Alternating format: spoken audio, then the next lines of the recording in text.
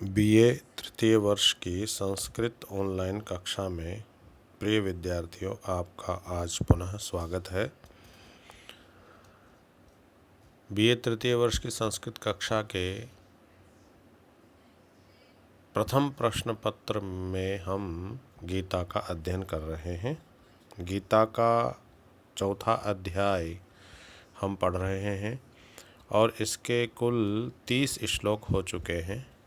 इस चौथे अध्याय में 42 श्लोक हैं। यह अध्याय समाप्ति की ओर है और यदि पूर्ण भी नहीं होता है तो भी कोई चिंता की बात नहीं है। फिर भी हम इसका अध्ययन कर रहे हैं, पूरा पढ़ेंगे। और जैसा कि आप सबको विदित है कि भगवान कृष्ण गीता में अर्जुन को उपदेश देते हैं और ये चौथा अध्याय उसी से संबंधित है। यज्ञ की चर्चा की जा रही थी कि किस प्रकार से योगी जन जो है यज्ञ किया करते हैं। कोई संयम में यज्ञ करता है, कोई नियत आहार में यज्ञ करता है, कोई प्राणों में आहुति देता है, कोई अन्य प्रकार से जो है यज्ञ करता है। उसी संबंध में 31वां श्लोक कहा जा रहा है, यज्ञ शिष्टा अमृत भुजो यान्ति ब्रह्म सनातनम नायम लोको अस्त्य अयज्ञस्य कुतो अन्य कुरु सत्तमः। आपको पता है कि पिछले जो 7 श्लोक हमने अध्ययन किए हैं वो तत्ववेत्ता योगियों की भिन्न भिन्न स्वाभाविक चेष्टा रूप यज्ञों का वर्णन किया गया है। इसलिए आप देख लें कि उनकी चेष्टा रूप यज्ञ कौन कौन से हैं। तो पिछले 7 श्लोक यानी 31 से पहले 33 से स्टार्ट होकर के 30 तक के श्लोकों में तत्ववेत्ता योगियों की भिन्न भिन्न स्वाभाविक चेष्टा रूप यज्ञों का वर्णन किया गया है। तो यहाँ प्रश्न भी बन सकता है कि तत्व योगियों की स्वाभाविक चेष्टा रूप यज्ञों का वर्णन कीजिए। तो ये 7 श्लोक इसके अंतर्गत, उनका हिंदी जो है वो आपको पढ़ना है और अगर श्लोक याद हो जाए तो और ही अच्छी बात है। तो अब व्यापक दृष्टि से यज्ञ का महत्व वर्णन किया जा रहा है। 31वें श्लोक में कहा जा रहा है, यज्ञ शिष्ट अमृत भुजा। कहा कि यज्ञ से शिष्ट माने बचा हुआ, यज्ञ से बचा हुआ अमृत भोज भुजा, अमृत भुजा यानी यज्ञों से बचे हुए अमृत का उपभोग करने वाले जो लोग हैं वो यान्ति प्राप्त होते हैं ब्रह्म सनातनम, यानी सनातन ब्रह्म को प्राप्त करते हैं। अर्थात यहाँ पर यज्ञ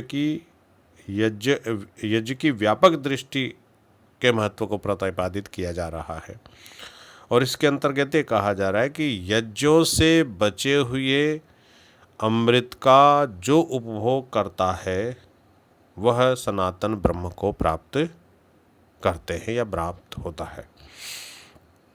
और नायम लोको अस्ति अयज्ञ से कुतो अन्य कुरु सत्तम, और यज्ञ न करने वाले के लिए यह लोक भी नहीं है। न अयम लोका, यह लोक नहीं है। अस्ति मानी है, न मानी नहीं, अयम मानी यह, लोका मानी लोक, अस्ति मानी है, यानी यह लोक नहीं है। किसका? अयज्ञस्य, यज्ञ न करने वाले। कुतो अन्य कुरु सत्तम, और उसको फिर परलोक तो कहाँ से प्राप्त हो? जब यही लोक नहीं है तो परलोक कैसे प्राप्त हो सकता है? ऐसा भगवान कृष्ण अर्जुन को बतलाते हैं।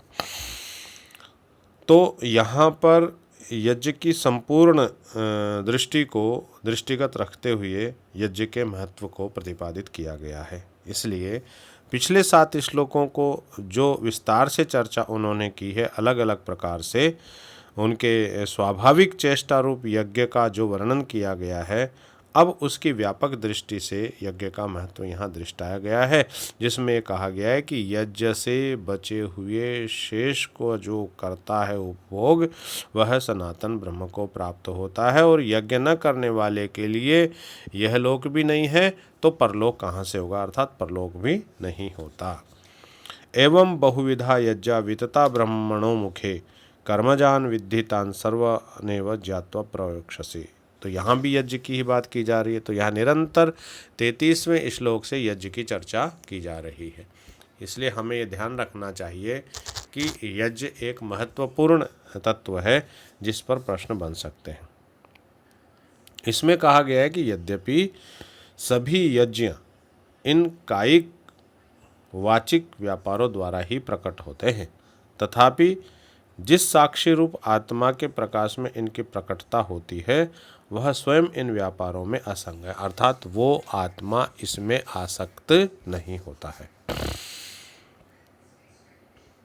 अब यहाँ पर कहा जा रहा है कि एवं बहुविधा यज्ञ, ऐसे बहुत प्रकार के यज्ञ, इस प्रकार से एवं मानी इस प्रकार के जो उपर्युक्त बता दिए गए हैं, इस प्रकार के बहुविधा मानी अनेक प्रकार के जो यज्ञ हैं जो विततः विस्तार किए गए हैं, ब्रह्मणे मुखे विततः, जो ब्रह्म के मुख में विस्तार से है, यानी ऐसे बहुत प्रकार के यज्ञ ब्रह्म के मुख में विस्तार से हैं, उनके बारे में कहा गया है कि तान सर्वान कर्मजान सिद्धि, उन सबको कर्म द्वारा होने वाला जान। कर्मजान का मतलब कर्म से उत्पन्न हुआ जान, यानी उन सबको, पहले भी हम कहते कि यज्ञ कैसे उत्पन्न हुआ, कर्म, यज्ञ कर्म समुद्भव, यज्ञ कर्म से उत्पन्न हुआ है। तो उन सब कर्मों को यानी उन सब यज्ञों को तुम कैसा मानो, उन सब को कर्म द्वारा होने वाला जान। तो ऐसा व्यक्ति जब जान लेता है, कर्मजान विद्धितान सर्वान एवं ज्ञात्वा विमोक्ष से, जो इन सब को जान जाता है, यानी इन यज्ञों के बारे में इस प्रकार से जानकर बंधन से जो है व्यक्ति मुक्त हो जाता है। इसलिए हे अर्जुन, ऐसे बहुत प्रकार के यज्ञ ब्रह्म के मुख में विस्तार से है, उन सब यज्ञों को तुम कर्म से उत्पन्न मानो। ऐसा जो जान जाता है वो सब प्रकार से मुक्ति को प्राप्त हो जाता है। अब 33वें श्लोक में कहा, श्रेयान द्रव्यमयाद्यज्ञा ज्ञान यज्ञ परंतपः सर्वं कर्माखिलम अर्थात ज्ञाने परिसमाप्यते।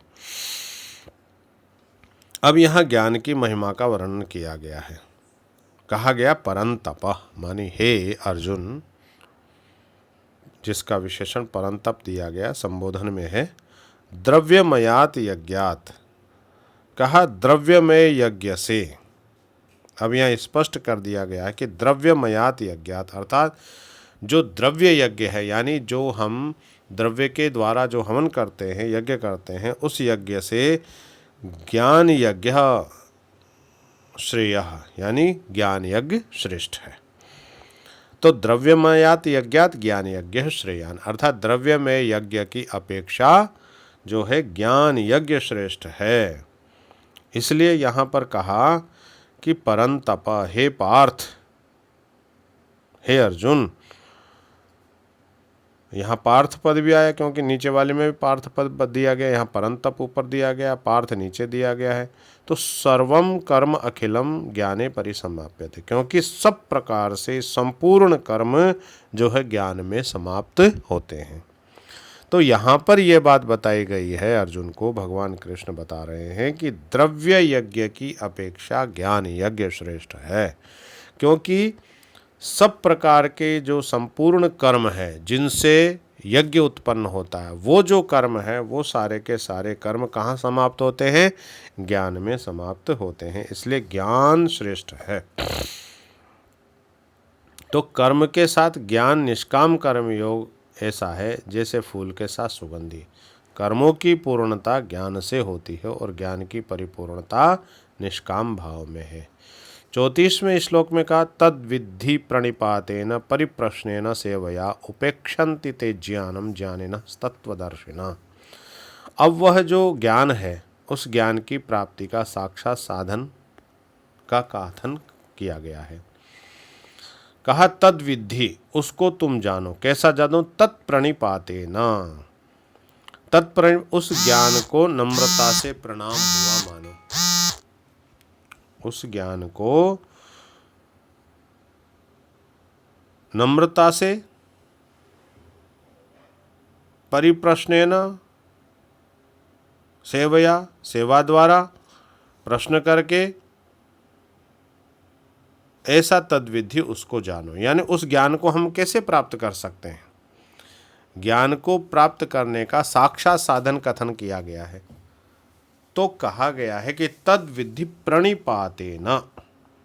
प्रणिपात का मतलब होता है प्रणाम, दंडवत प्रणाम, विनम्रता, नम्रता से, प्रणाम से, और सेवया, सेवा से, और परिप्रश्नेन, प्रश्न करके समझो।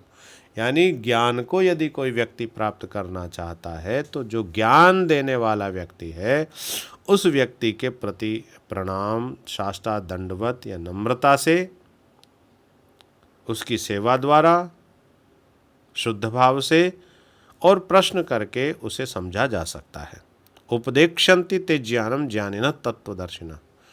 इस प्रकार से तत्वदर्शिनः, तत्व को जानने वाले, ते ज्ञानिनः, वे ज्ञानी, ज्ञानम उपदेक्षन्ति, वे तुम्हें ज्ञान का उपदेश करेंगे। अर्थात यहाँ पर 34वें श्लोक में ये बात बताई गई है कि जो ज्ञान है उस ज्ञान को प्राप्त कैसे किया जा सकता है, उसके साधनों का प्रयोग यहाँ पर किया गया है। वो साधन कौन कौन से हैं? कहा नम्रता, साष्टांग दंड यानी प्रणाम, सेवा द्वारा शुद्ध भाव से, और परिप्रश्न माने सेवा के द्वारा। ऐसे जो तत्वदर्शी न, उस ज्ञान को जानने वाले, तत्व को जानने वाले, तत्व रूपी ज्ञान को जानने वाले जो ज्ञानी न है, उस ज्ञान को ते उपदेक्षन्ति, तुम्हें ज्ञान का उपदेश देंगे। 35वें श्लोक में कहा यज्ञात्मा न पुनर्मोहम एवं यास्यसि पांडव येन भूतान्यशेषेण द्रक्ष्यस्यान्यम थोपमयि। अब कहा पांडव, हे पांडुपुत्र, यज्ञात्वा, जिस ज्ञान को जान करके, पुनः एवं मोहम न यास्यसि, पुनः एवं इस प्रकार से मोहम, मोह को न यास्यसि, तुम प्राप्त नहीं होवोगे। येन भूतानि, जिससे संपूर्ण प्राणियों को, मयि अशेषेण द्रक्ष्यसि, उन सब प्राणियों को तू अपनी आत्मा में और मुझ में देखेगा।